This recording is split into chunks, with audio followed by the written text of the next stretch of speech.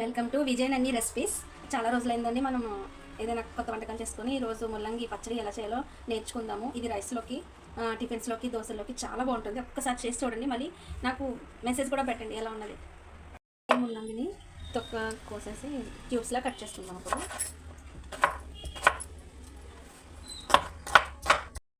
ముల్లంగి పచ్చడికి కావాల్సిన పదార్థాలు: ఫస్ట్ ముల్లంగి ఇలా చిన్న చిన్న ముక్కలు కోసుకొని కడుక్కొని శుభ్రం చేసుకొని పెట్టుకోవాలి.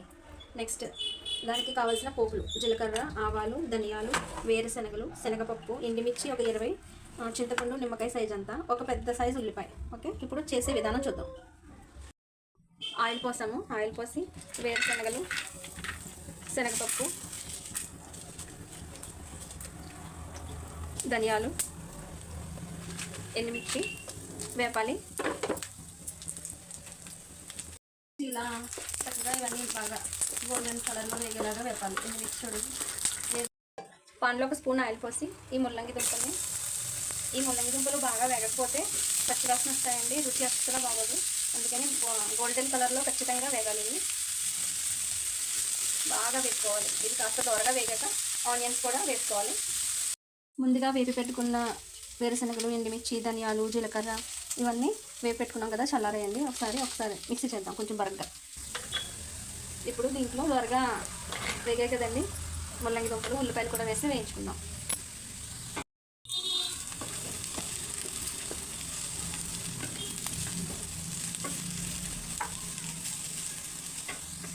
ఉల్లిపాయలు చక్కగా ఇలా బ్రౌన్ కలర్లో వేగాయి కదండి. 4 వెల్లుల్లిపాయలు, ఇంత నానబెట్టుకున్న చింతపండు అది కూడా కొంచెం వేసుకుందామండి. ఒక సెకండ్. ముందుగా మనం ఎండుమిర్చి అన్నీ మిక్సీ చేసి ఇలా బరకగా మిక్సీ చేసి పెట్టుకోవాలండి. తర్వాత వేయించుకున్న ముల్లంగి దుంపలు ఆల్రెడీ మనం వేయించుకున్నాం కదండి పోపులు, ఎండుమిర్చి, వేరుశనగలు అవన్నీ దాంతో కలిపి ఇవి బాగా వేగినాయి, చల్లారిని.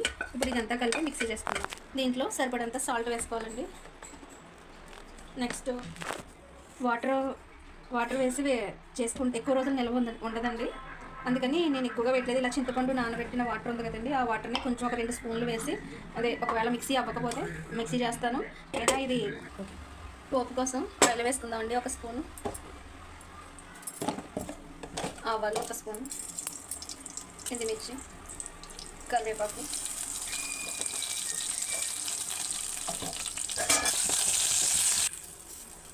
ఇప్పుడు పోపు వేసుకున్నాం. దీంట్లో ఇప్పుడు గుమగుమలాడే టేస్టీగా, హెల్తీగా, మంచి పోషకాలు ఉన్న ముల్లంగి పచ్చడి రెడీ.